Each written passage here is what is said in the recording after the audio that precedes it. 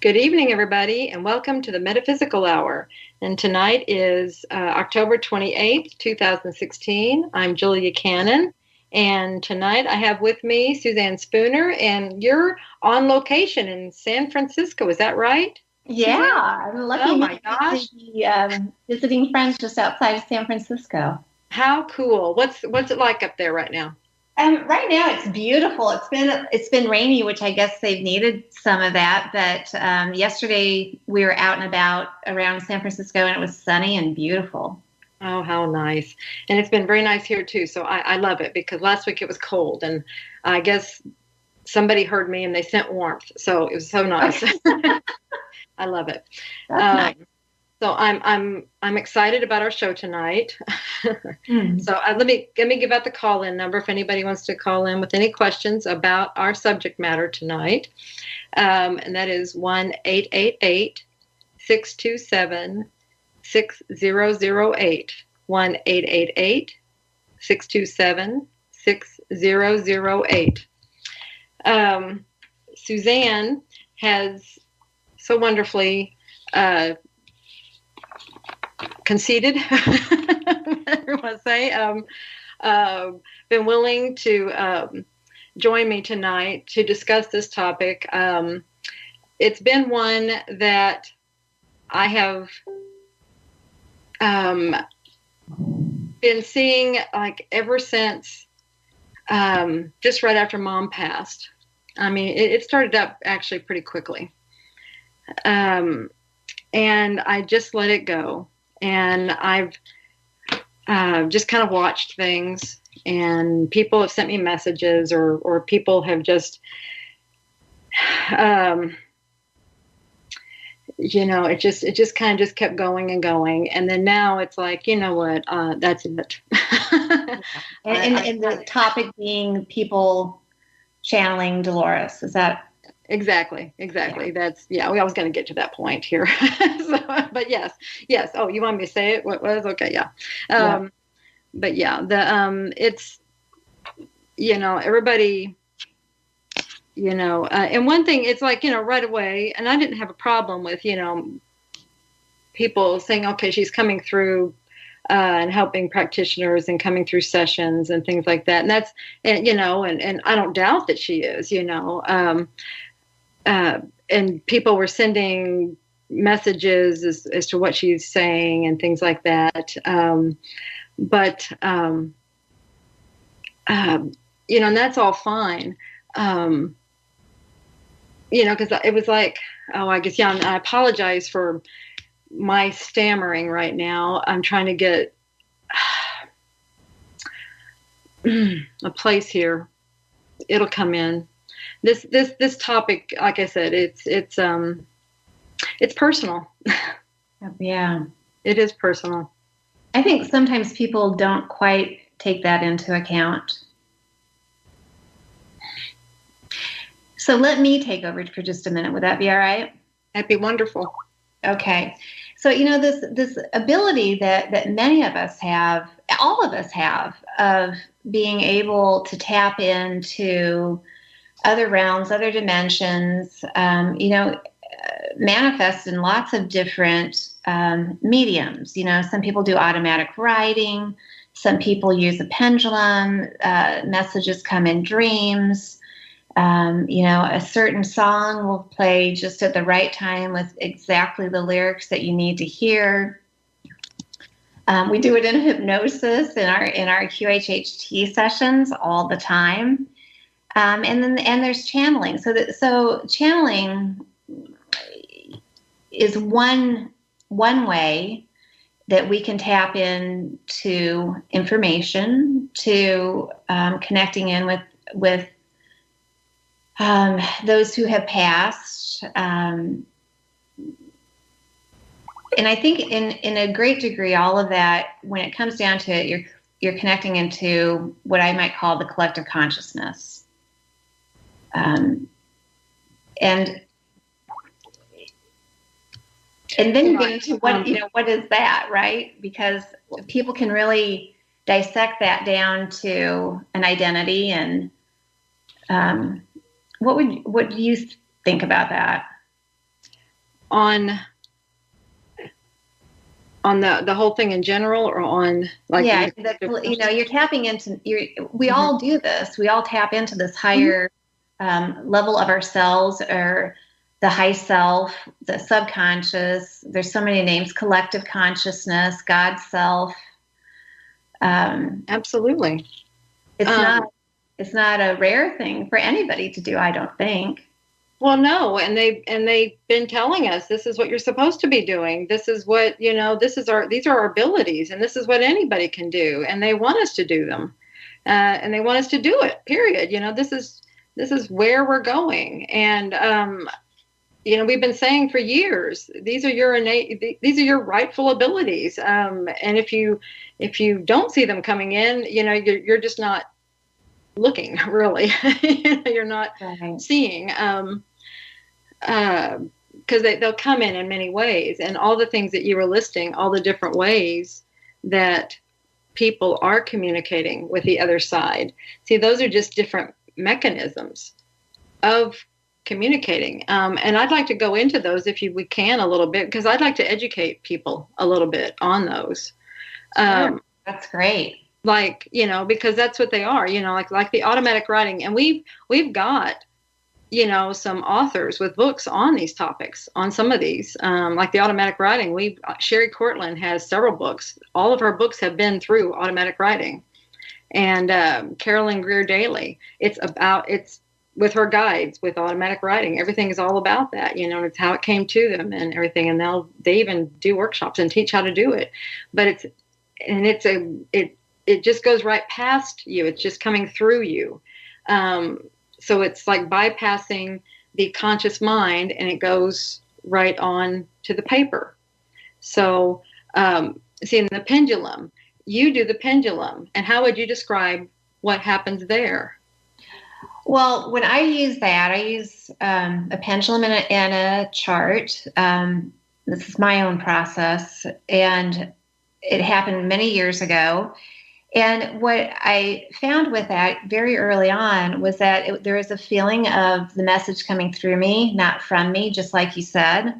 The speak, the manner of which things were said didn't sound like how I talk in a conversation, certainly. And for me, I liked the pendulum and the chart because it showed me that I was getting my conscious mind out of the way, because the pendulum would swing from letter to letter to, spelling out words and sentences and paragraphs. But I also do automatic keyboarding, and that's, it's the kind of the same thing.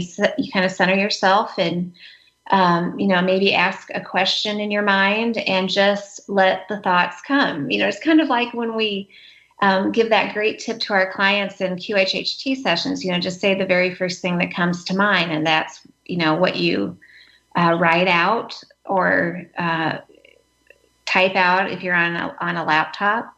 Mm-hmm. So it's more just trusting that you can do it, and sitting down and doing it, practicing. Maybe, when I actually started doing automatic writing, I realized years before my process came through me, and I would just sit down with an open notebook and just write the thoughts that came. But at the time, I didn't understand what that was, and it seemed really weird because it didn't sound like me. And I closed the book and I put it away for a long time. But after I started using the pendulum, I took that book back out and read again and went, oh my gosh, I was already doing this. Oh, yeah. Yeah. Well, when you're saying that with the keyboarding, I was just thinking, I've said many times, soul speak, people will compliment me on soul speak. And I'm like, well, I'll take that because I didn't write it. It's like, but, so much of that just came through me. It really wasn't me doing it, Well, and think about that though, Julia, think about like all the great works of literature, or a painter, Botticelli or Renoir, and where are they getting that inspiration from? Right? It's kind of the same thing. They're just using a different tool. Mm-hmm. So, right. Yeah, it's something that just comes through you, and it bypasses this, this ego, the conscious part of you. It just goes on, and it just goes into this automatic part or something.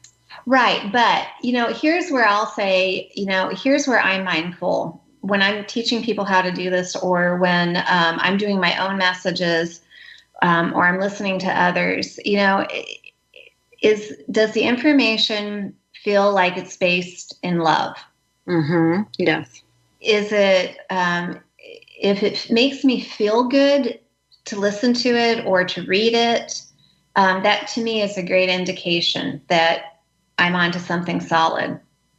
But, if the messages are bossy, if they are inappropriate, if they put somebody down, or aren't kind, to me, that's a big red flag that I'm pulling this information in from somewhere other than where I wish to be. Or the message that I'm reading from somebody else or listening to just doesn't resonate with me. Yeah.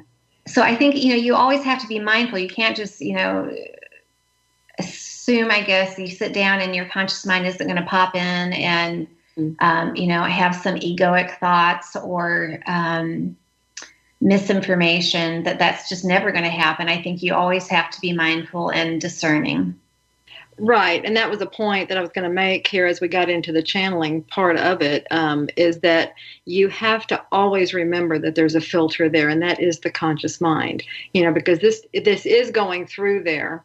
And as much as you may, think that you are over to the side, and it's coming through and it's bypassing, it's still coming through a filter. And you always have to remember there's a filter there. You have to remember the filter. You have to take that filter into account. So you have to look at information that's out there and remember, you always have to take that filter into account. Exactly. And I think, there's lots of people that have channeled for a long, long time. And, as you get into maybe that community, or you're talking with friends that are following the same persons, some people go like, that's, what was that? And other people are like, oh, that really felt well. So there's not everybody is going to resonate with the same thing. However, there's also other things to take into account. When you're channeling information that's from a very high source, I think the information is very universal. I think many people can relate to those very high universal messages. I don't think you hear a lot of wondering and doubting, in those scenarios. I think sometimes it's the other way, unfortunately, and that's, I think, where you have to be mindful. Right. Some of the other, like you were talking about, some of the other ways that messages, people communicate with the other side, like you're talking about dreams. The other side may communicate with us, or we receive messages. All the time. Dreams. Pardon? I think that happens with us all the time. All the time, and I think we don't even realize it, or we kind of let that one go, the dreams, until you mentioned, I think you mentioned one time something about dreams. I was just really not even acknowledging that one. It was like, oh, I had a dream, and it was like I wasn't really taking those as seriously, because we have dreams all the time, and it's just, and then it's like, oh, wait a minute, there was something about that dream. I was in that dream. So those dreams. Something will happen the next week, and you go, "Oh my gosh, that's really weird." Mm-hmm. Right. So pay attention to your dreams. They're sometimes they're symbolic, and they're telling you, they're delivering messages in symbolic ways, and they're trying to tell you things that way. But then there's other dreams where they're telling you things in this way, and you can tell the difference. Well, I can tell from personal experience. When my dad passed, for a while after he died, I would have what I would firmly call dream visits with him, and it felt different than a dream. I always woke up feeling like I had traveled a long ways, that, it was very profound. I could remember everything down to the tiniest detail. And there was always, something that he was telling me that, just really hit home at that time. Mm-hmm. So I think, maybe that's what you're talking about, other than the symbolic dreams. I think we travel, and I think we go lots of places. And I think we do a lot more work in our sleep time than we do in our waking time. I do too. We're all over the place. I want to know just one time, just what we really do. I would like to stay awake. Yeah. You think back, I think children are the ones that really tap in so easily to all of this. Little children will tell you about these wild dreams where they were, in another world, or, the creatures that didn't, it's like, oh my goodness, I think they're so connected. Mm-hmm. It's very easy for them to transverse. I think as we get older, sometimes we forget our connection and we discount those symbols in the dreams and the dream visits and things like that. Right. Right. Well, exactly. And some of there's a lot of magic, and I like that word discount. That was the word I was trying to find a while ago. We discount so much of the things, and magic is a lot of it that we discount. We have forgotten so much of the magic, and that's why we don't see it in our everyday world anymore. And it's all around us. It is, and it's kind of like, when people talk about coincidence, that was a coincidence. And this just came up in a conversation 20 minutes ago with my friends that I'm staying with. This is such a coincidence that I met you, because 3 days ago, somebody brought up, this topic, and I'm like, and I'm giggling, like, hee, that's not coincidence, But I think when you step out of that mindset, and you really start understanding that everything is on point and on purpose, that's when you start seeing the magic, don't you? Yes, absolutely. There are no coincidences. Everything is orchestrated. Ooh, I like that word. It's all orchestrated. Like a symphony. Mm-hmm. Yes. And we're playing our parts beautifully. And how many times have you, been in a quandary in your life, and all of a sudden you're driving and you turn on the radio and, just the most profound lyrics are being sung to you? Exactly. Exactly. You get exactly what you need just at the right time. Mm-hmm. Yeah. And then another, as we know through the hypnosis, we're always communicating with the other side, as you said. Yeah. We're communicating with the higher self, and then many times, we can get to the spirit side anytime we want to. So we get all kinds of information there. And we go traversing the dimensions and everywhere.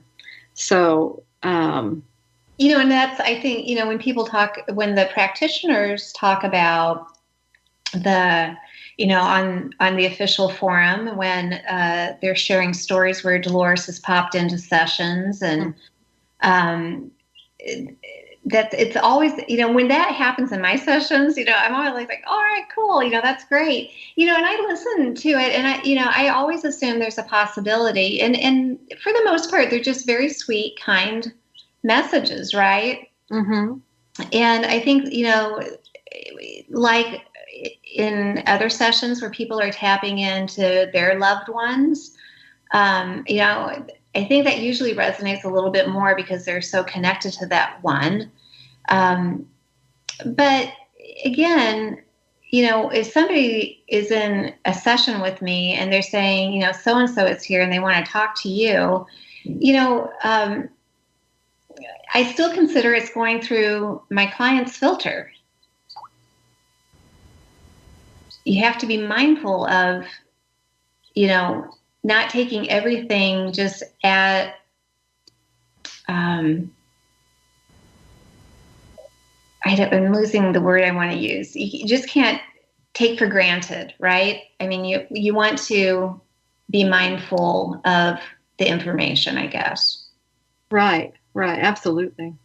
Yeah, because like you said, you have to realize what's the rest of it. Exactly. Yeah.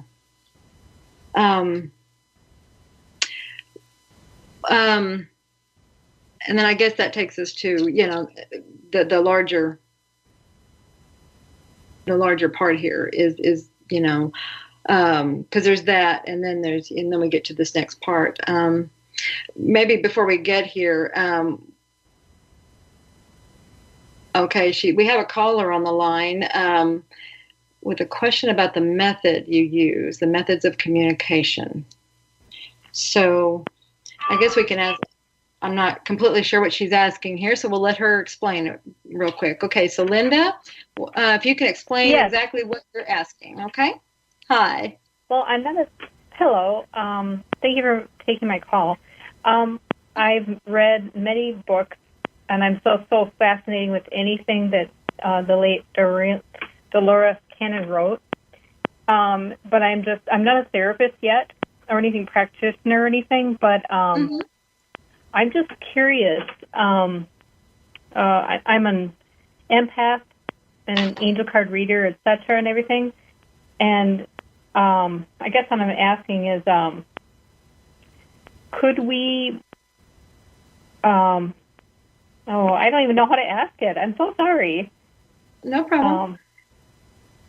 But I just want to say thank you so much, because her books are fantastic, and I don't know anyone in my life who really believes anything I've shared from her books.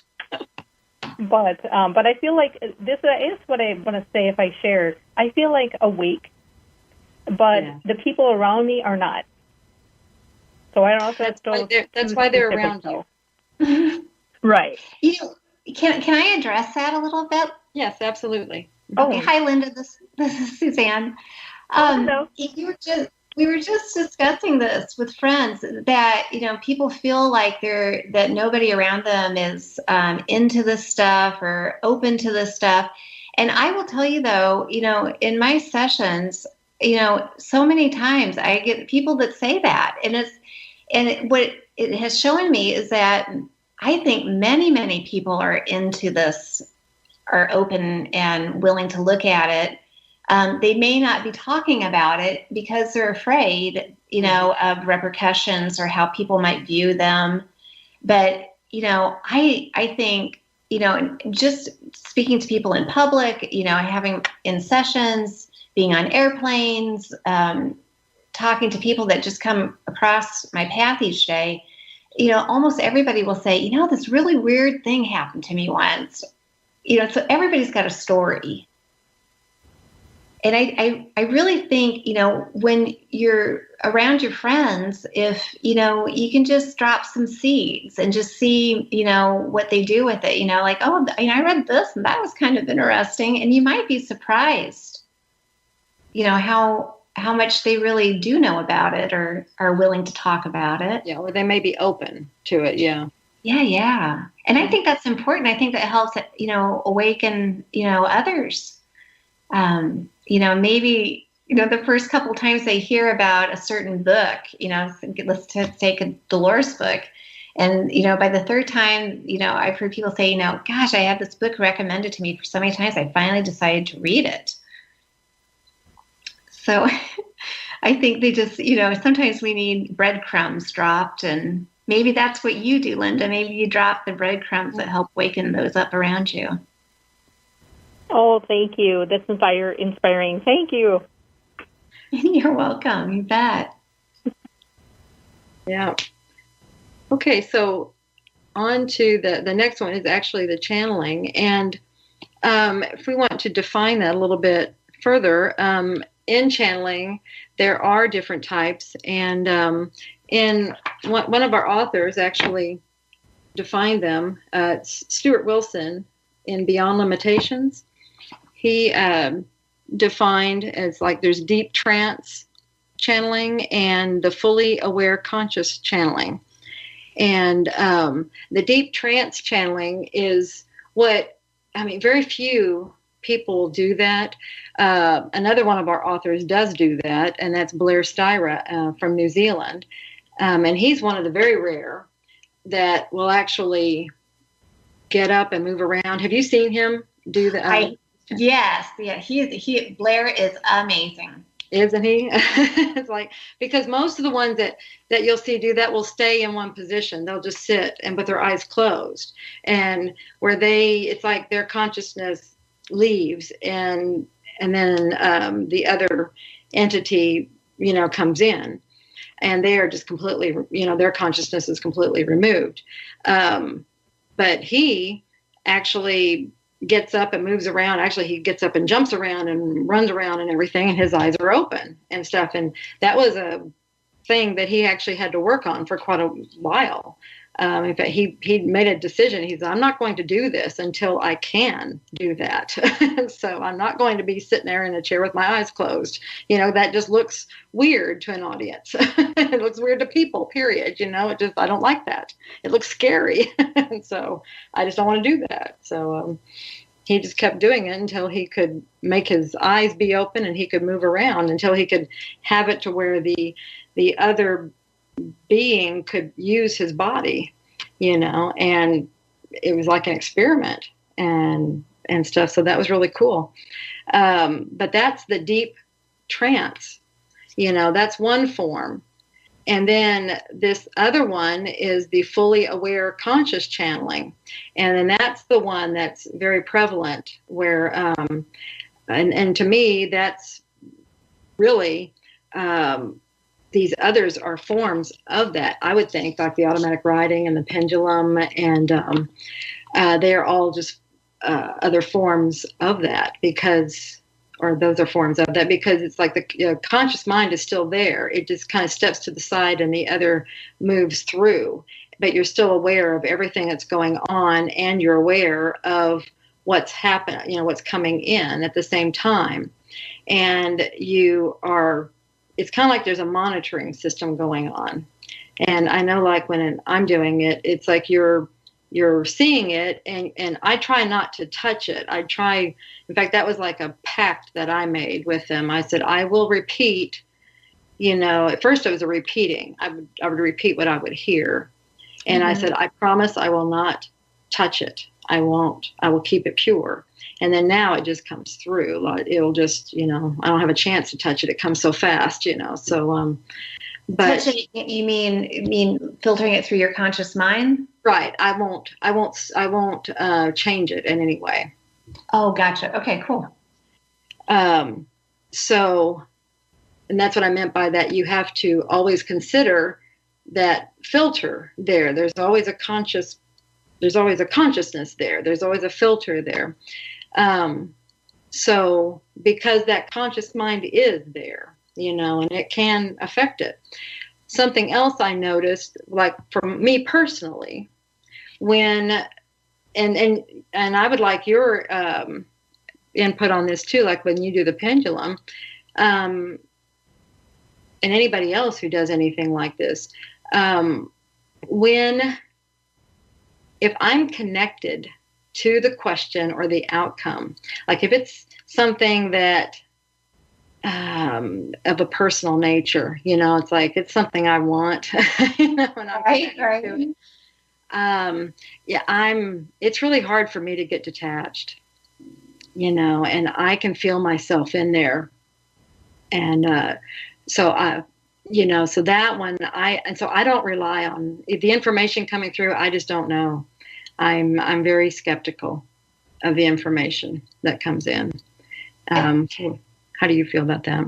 I think that's a common experience. And I think to a degree, it's very, very healthy. I mean, I could say I'm channeling, that I'm meant to be the president of the United States. That doesn't mean that's quite right. So, when I'm channeling, that's how mine started out. Mine started out very personal with messages from my father that had passed. So, I had to sit there with that and really feel what I was connecting into and what the message was saying.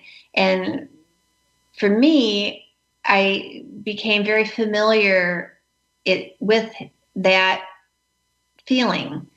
The messages from my dad sounded very much like him. It was his sense of humor.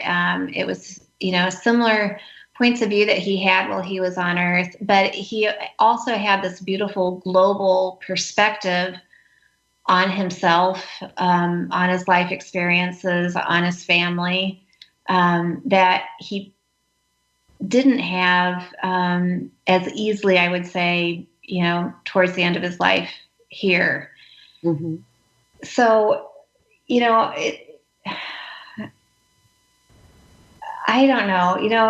I don't know how you feel about this, Julia. I mean, you're in a kind of a unique scenario where I'm sure, right after she passed, people were getting a hold of you and, like you said earlier. And, there's a little bit of, I don't know how to say this properly. I'm going to say weirdness, but that's not quite the word I'm looking for, of how that must feel. I would imagine that, my mom is still alive. If my mom had passed and it had been fairly recent and somebody was saying, oh, she came through and she had this, I would imagine there's a part that's like, wow, that's cool if it resonates. But, how do you tell somebody that doesn't know you so well? I really applaud you. I don't know if people really take that into heart. This is your mom. Right. Well, and that's what I was saying before. I don't know that they do take that into account. Yeah. She has family. It's not just me. There's a whole family. And it's almost like, some of these that are popping up are, it's almost like she's a commodity, mm-hmm. There's a real creepy feel to this. Mm-hmm. And, has anybody ever reached out to you that without going public first and to try to share with you a message, to ask your opinion if you felt it was on task? And that's a wonderful question. I've had, I've had just like a handful of people have come to me and just shared that they received a message and just asked me, if it sounded, correct. And that was it, just like maybe a handful. And that was just like they received a personal message. And it wasn't going public or anything. They just said they received, or they were delivering a message. And some of them sounded like it could be. Some of them, no way. There's just no way it's her, And the ones that's no way, I just say thank you. I don't say, you got to be kidding. I don't tell them anything like that. I just say thank you and then go on. And but I've had one person who wrote me, and it's just been very recently. And she is writing a book, and she was just doing some automatic writing with her mother for some information for her book. So her mother was alive or had passed? No, her mother had passed. Okay. And so she was doing that with her mother. And then when she finished with her mother, she, for some reason, decided to connect with Dolores, with my mother. And then she received some information that was relevant to the book. And so then she asked Mom if it would be okay if she used her name in the book. And Mom told her to contact me and ask if it would be to validate her words, and if I validated it, if ask her to validate her words, and then if I did, and then if it would be okay. And so that was she did that. She contacted me and told me the story, and and then I said, well, okay, I'll look at it. I'm willing to look at what you've written, and then she sent it to me, and oh yeah, it was Mom. It was very obviously Mom. Oh my gosh. Yeah. So, but see here, she ran the risk of being told no, just like anybody else would be, if they were to do that. But yeah, one person. Wow, that really speaks of her integrity. Absolutely. And how hard was that to do? To reach out. I mean, I don't know. I guess when people put it out as fact, that she's coming through and this is what she's saying, honestly, I loved her as much as anybody, and I'll listen and because maybe they are, and wouldn't that be great? And there's always that possibility. Mm-hmm. But, I do try to be objective when I'm listening to them. If I know who they are, if I don't, and there's things that are said or written that are just huge red flags. Oh my gosh, yes.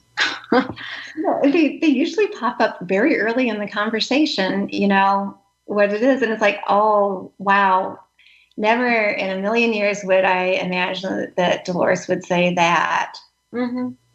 And it's just like, are you kidding me? Really? And maybe there's some kernels of information that are universal, that are supportive and great. And of course that's wonderful.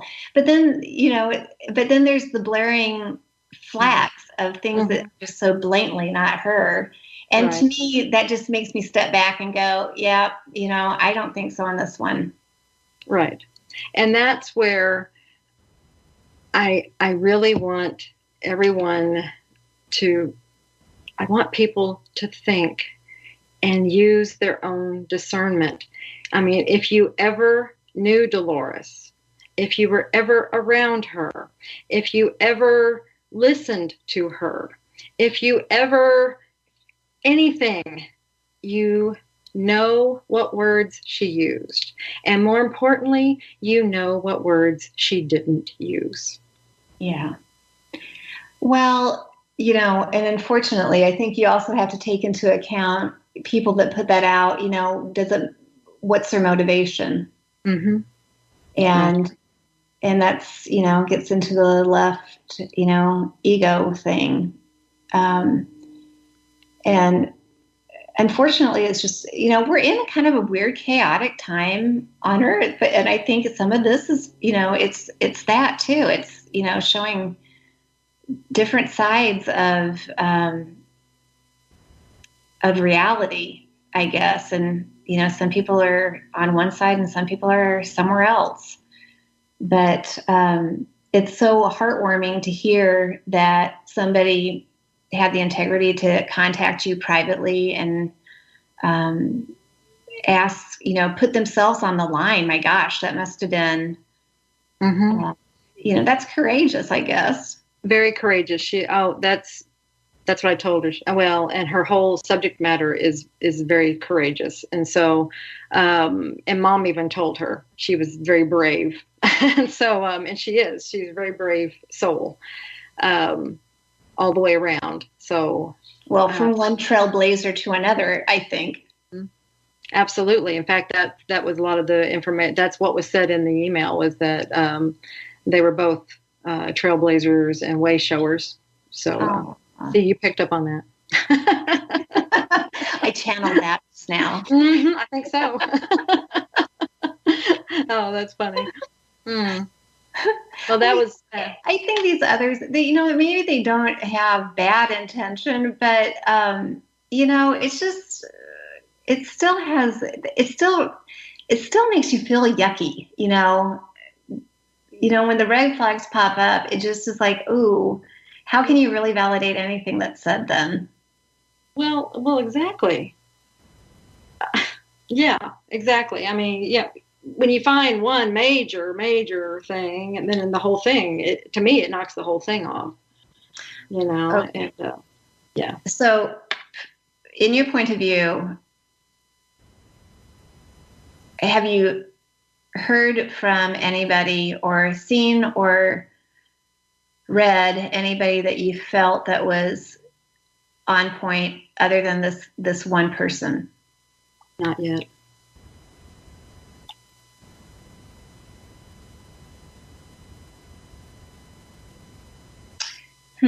That's interesting. So I guess, with all of it, I mean, when, I love Abraham Hicks and I love Bashar and, well, were you asking me about like that have sent messages from her? Or were you saying in general? No, in general. Oh, in general? No, messages about Dolores. Okay, yeah, no. That's what I meant. Not yet, no. Not yet. Mm-hmm. So I can't wait to read this lady's book. I know, me too. That's why I told her if she received any more messages, I asked her to send them. So. Oh, that is really exciting. Mm-hmm. Interesting. Well, and one thing that Mom, that happened early on, I think it was when the ETs, when she started communicating with the ETs, they said, it'd be a lot faster and easier if we just came through you, because they were having to do this kind of back and forth. The person was asking them and then repeating it and stuff. And they said, it'd be a lot easier if we just came through you. And she's like, no, that's okay. That's okay. I prefer we continue doing it this way, because I want to stay the objective reporter. It was very important for her to stay objective. And so, yeah, this is really important to her. So do you think that would change when she crossed over into those higher realms? Well, I don't know. Now in the higher realms, she's got a bigger view up there. She's got, to me, she's got the bigger picture, and more objectivity. So, I don't know. But I just know that when she was here, she wanted to be objective. She wanted to stay where at least she wasn't bringing it in herself, and she wasn't attached to it, to the information in that way. She could stay objective and be the reporter and the investigator. So, right. Anyway, we're just, anyway, that's what I'm saying. Just use your discernment. Just, and that's one thing, that they've said, you keep your personality, you keep those parts of yourself, when you go, they just become grander and broader. Right. Understanding. So. Well, it's kind of like, I love this book. I can see the cover. I can't think of the name of it. The gal whose brother came through to her. I think I gave you this book, Julia. Yeah. Oh, shoot. And I'm going to do it too. The brain fog here. Oh my gosh. What is that? Maybe one of her. we both know what we're talking about. So go ahead. What the Anywho, when her brother, who died tragically, came through her, and I think she was a chiropractor, just, normal Jane. Mm-hmm. I think even knowing her brother intimately, she's very careful with that information to, weigh it out with her heart and her head. And in that beautiful description of that book, we've come up with it probably right after the radio show. He had such an elevated, beautiful view of his life experience, which really looked like kind of a mess. Fingers. Oh, The Afterlife of Billy Fingers. Thank you. Mm-hmm. The Afterlife of Billy Fingers. And so from this other point of view, he could describe, the beauty of what looked so messed up here, and how it helped the soul. And, those messages resonate so much, I think, because it's so much about support and love. And it's, when messages get really weirdly strange about, changing her process or denying something that she was real adamant about in this lifetime. I think it's just really, really hard to validate that. Exactly. Yeah, I just, maybe I'm not being objective, but I just have a hard time with that as well. Yeah. Well, and I think, people need to, I was just having a conversation, oh my gosh, like 2 weeks ago, mm-hmm. with somebody who is well known in the spiritual community. And she brought this up of, she was just actually quite astounded at the audacity of some of these people that are saying that they're channeling Dolores, and the no inclination to get validation before it gets put out there. And I think you have to remember that she was a celebrity, she was well known, she was respected, she was a teacher, a master, but mm-hmm. she's people's family. Right. And I realize, I know some people say when you're a celebrity, it doesn't matter. You're out, you can, it gives you right. They have rights to you, and, Yeah. And maybe that's true. Maybe that's so. But I just, I'm just trying to bring some attention, attention to it, as far as maybe, if you're not thinking about that, please think about it. Please notice. And when you have people that are doing that, please let us know. Mm-hmm. Because it could be, if you're, maybe you're just doing it without realizing that this is affecting other people. Right. And, yeah. And just because nothing's being said doesn't mean it's okay.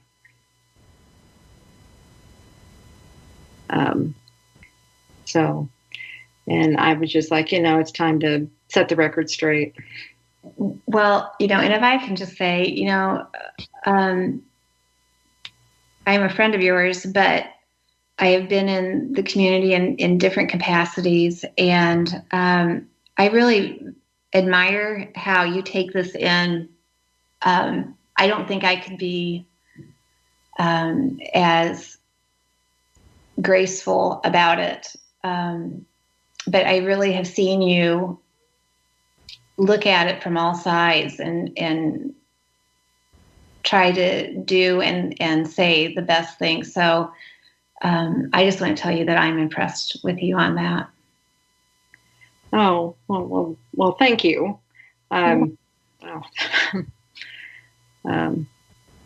you. You're welcome. Yeah. Yeah. It's not easy sometimes. So I try. Anyway, yeah, this is different. Not a situation I had ever intended to be in, and not one I ever, it's not one you can prepare for. No one, no. So there, think about that one a minute, people. How do you prepare for something like this? Okay. Anyway, but just, if we can just, but that's what we wanted to really just be more conscientious and discerning. Conscientious when you're getting the messages and just putting them out there, and discerning when you're hearing them. Mm-hmm. I guess that's really what we what we wanted to say, isn't it? Mm-hmm. Well, yeah.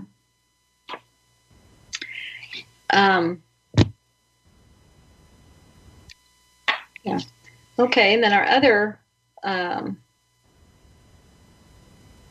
little bit of news I want to get. Oh gosh, I feel like it's heavy.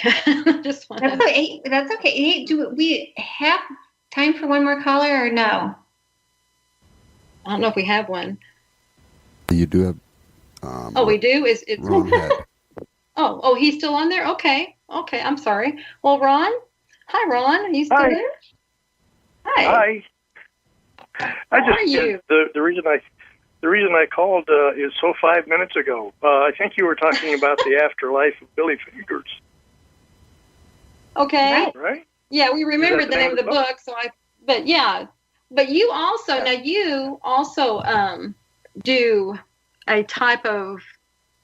You receive messages. How do you receive your messages, Ron? Okay, I'll take a couple of minutes if I might. I started out with Suzanne's pendulum work, the TAUK, she calls it. And that has, over the last 3 or 4 years, morphed quite a bit. However, I still use her pendulum to make sure that I'm connected, and I still use it in the discerning process that you're discussing. If I have anything that doesn't resonate immediately with me as true, I always check it. I use the pendulum to say, is this, did I get this right or not? Because and also to something else that you were discussing, I also found very early on that if it is personal, I cannot rely on myself to get the unadulterated truth. I'm going to get what I call my druthers. And Suzanne, Paul Selig, he doesn't rely on himself either, even though he's clairaudient. Right. He goes to a friend in Connecticut when he needs to ask personal questions. So this is quite common. Yeah, that's what I go to someone else when I have personal questions. Yeah, I don't rely on myself. It's not reliable. Right, exactly. Yeah, because you know what answer you want already. Exactly. That's why I always say, is this wishful thinking or is this? Yeah.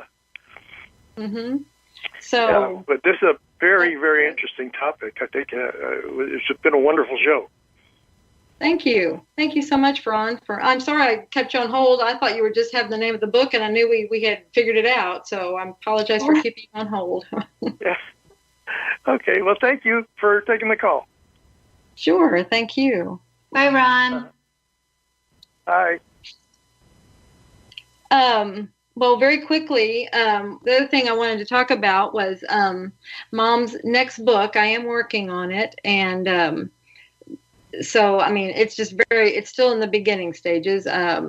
It was her next one to come out, and it's The Horns of the Goddess. Remember when she talked about that one? And that's the magic in the Middle Ages. Oh, that's very cool. Mm-hmm. And it is cool. It's really cool. Yeah. So and it's all about it's a lot. And this is one that Mom was this is why it sat for a while. She was very reluctant to put it out. Really? And because it's about the churches and everything. Oh. And I'm like, oh yeah. So you want to let me do it, huh? Uh-huh. Okay, that's wonderful. Thank you. Wow. Really though, Julia, I mean, how timely, right? Because everything's kind of topsy-turvy right now in the world. Yeah. But it's really good, and it shows how long this has been going on, and you can really see it. It gives you this broad view, and some statements that are made in there about the downfall and everything, and it's really good. It's very good material. It's just right now I'm in the stage of doing a lot of research in the back material, the back supportive stuff. So anyway. So there we are, and I'm hoping maybe we have it finished in time for the Transformation Conference. Maybe we have a release by then. So it's coming like in June. Yeah, we can have our fingers crossed. That'd be my goal. So. Oh my gosh, that's exciting! So I guess people could just be checking the website. Those are Publishing. Mm-hmm, absolutely, we'll make announcements. Yeah, as we're getting closer, and on the radio show too. And I think we're probably getting close here now, so we probably need to go ahead and sum it up. And thank you so much, Suzanne, for being here with me, because this has been a really good topic that we needed to get taken care of. Yeah, always happy to help out. Yeah, and thank you everyone for being here with us, and thank you for our callers. We love you all. And until next week, we love you and make it great. Good night, everyone.